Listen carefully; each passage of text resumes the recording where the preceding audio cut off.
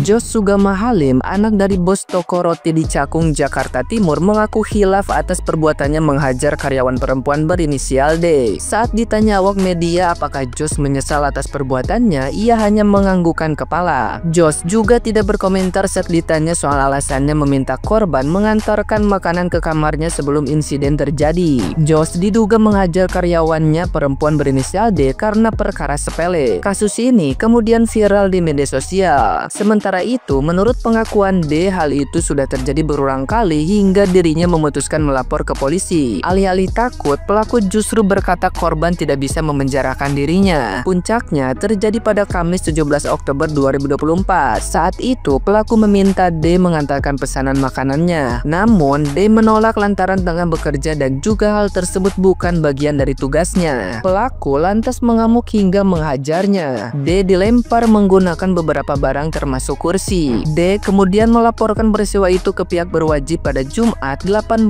Oktober 2024. Setelah hampir 2 bulan, barulah polisi menangkap pelaku di wilayah Sukabumi, Jawa Barat. Kini, Jos pun telah ditetapkan sebagai tersangka. Ia dijerat pasal 351 KUHP tentang penganiayaan dengan ancaman pidana penjara maksimal 5 tahun.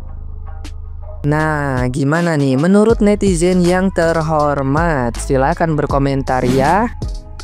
Orang miskin kayak lo nggak bakalan bisa ngelaporin gue ke polisi, kata si Erik. Dan itu beneran ya, karena sudah 2 bulan ya, kalau nggak viral sekarang itu kasus akan ya ciluba-ciluba doang ya, nggak bakalan ada yang musuh. Tapi itulah kelebihan kita di zaman sekarang ya, orang-orang yang kaum papa ya, kaum lemah ya, salah satunya untuk mendapatkan secercah keadilan ya dengan viralnya kasus ini, dengan viralnya video ini tentang si bos anak pengusaha roti yang menganiaya karyawannya ya. Nah, itulah kelebihan kita. Kalau nggak apa yang dibilang oleh si ini ya kan, si Erik ini ya benar, nggak bakalan tersentuh hukum kalau nggak viral. Dan kalaupun viral ya masih bisa diakal-akalin kadang ya.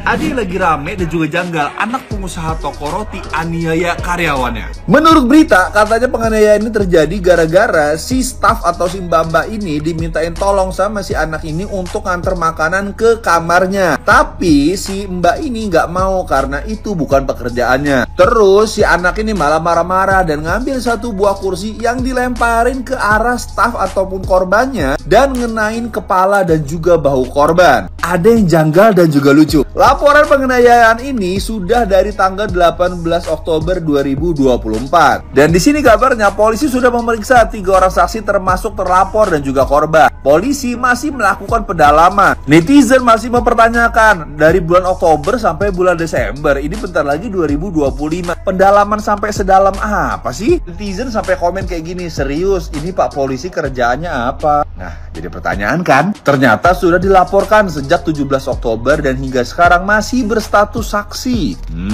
Kalau udah kayak gini siapa yang mau disalahin? Pastilah titik isi sendiri. Nah, sekarang tugas kita untuk ngeviralin dan kita lihat tadi pelaporan tanggal 17 Oktober. Setelah video ini viral, kira-kira butuh waktu berapa hari sampai nih kasus naik di media dan dilihat oleh para aparat? Yuk kita kawal, kita bantu mbaknya.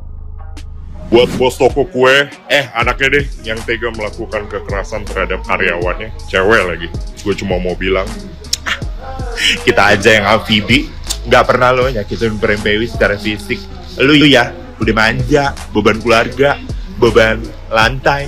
Kasar banget sih. Ya kalau mau dibawain makanan 24 jam ke kamar, lu rekrut Alfrednya Batman ya Song ya. Iya. Coba aja ngobrolin sama Bruce, kali-kali diokein kan sama-sama orang kaya ya kan. Lagi segala ngaku kebal hukum, siap gratis sih paling powerful. Tapi mau nenyong deh. Ya kebal hukum, oke lah. Kebal netizen nggak? Buat netizen dipersilakan. Yang cucu yang cantik ya Raisa. Ternyata bos toko rotinya itu toko roti Lindayes kalau nggak salah tadi ada. Berdasarkan info bahwasanya pegawainya nggak mau nganterin makanan, terus akhirnya dia tantrum, marah. Nah iya, udah 2 bulan ngelaporin loh, kok lama banget prosesnya gitu. Ini bukan si pelakunya. Ini tadi ada artikel katanya ini pamer backingan katanya. Ini artikelnya ini sih. Aku dapat dari infonya artikelnya ini orangnya. Bener nggak sih? Takut ah. Ya, akhir-akhir ini kita melihat banyaknya orang-orang seperti ini ya, yang mulai merasa berkuasa di negara ini ya, sehingga merasa kalau dia itu di-backingi oleh oknum-oknum tentara gitu ya. Jadi dia merasa kalau udah di-backing itu kan berarti dia aman gitu, seolah-olah dia adalah pangeran yang bebas melakukan apa saja ya. Contohnya yang kemarin itu yang mukulin ceweknya yang terjadi sampai die ya kan, ceweknya itu kan harusnya kan dia dibebaskan kan, tapi kan ditangkap lagi kan karena sudah dipiralkan oleh netizen ya. Jadi menurut aku inilah akibat daripada pemerintahan yang terdahulu, memanjakan ya ras yang minoritas ini sehingga mereka sekarang merasa merajalela, mereka merasa memiliki negara ini, mereka bisa menindas pribumi, mereka bisa melakukan apa saja ya. Jadi sebetulnya ini aku bukan menebar kebencian, tapi yang kita lihat memang kenyataannya itu ya.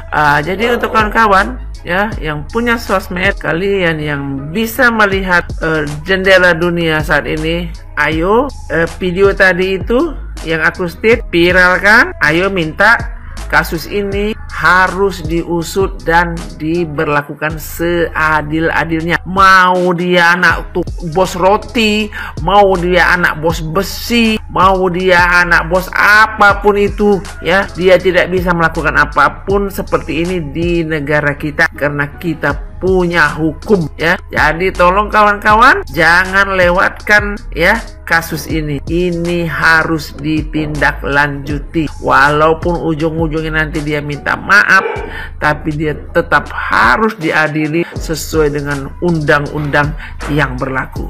Nah, begitu saja ya. Ayo kan kawan, siapkan jari-jari kalian.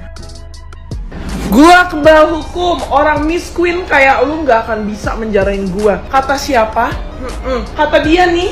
Nah guys, itu barusan kata-kata anak bos roti di Cakung yang ngomong ke salah satu karyawannya. Iya bener, gue pikir juga ini kejadiannya baru-baru aja, tapi ternyata udah 2 bulan lalu kejadiannya. Dilempar patung batu, meja, segala apa pokoknya yang ada di situ ke si karyawannya itu. Kenapa? Karena nggak mau nganter makanan ke kamar si anak bos roti ini gitu. BTW sebelumnya Pak Pol nih ya udah nunjukin ya nggak ada gitu yang kebal hukum di Indonesia ini, semuanya kena hukum. Ya nggak, walaupun kayak baru setelah 2 bulan ketangkap gitu kan, karena si pelaku kan kabur, melarikan diri, papanya banyak uang jadi dia bisa kabur gitu. Tapi nggak apa-apa guys, yang penting udah ditangkap sekarang di Sukabumi katanya, semalam baru aja ketangkep. Ini mau nanya sama anaknya bos-bos ini, kenapa sih kalau nggak bikin ulah sampai viral tuh kayak kurang berasa gitu anak bosnya ya. Kalau nggak pamer privilege bapak mama kurang jaya gitu. Tunjukkan Pak Pol, pajang dia dengan baju orange. By the way, Pak Pol punya nggak baju orange yang size-nya XL? Kalau nggak ada, mohon dibuat Bapak gitu ya, biar bisa masuk. Jangan nanti pas dipajang nggak pakai baju orange gitu. Gue keki banget loh, by the way nih, kalau ada orang-orang tuh yang kayak gini, menganiaya, iya bertindak semena-mena gitu kan, ngebukin orang suka-suka dia, kayak lu nggak bisa juga beli dunia pakai duit bapak lu gitu. Kalau beli roti masih bisa karena kan itu toko bapak lu, tapi kalau beli dunia enggak, belum. Banyak orang yang lebih tajir daripada bapak lu, by the way.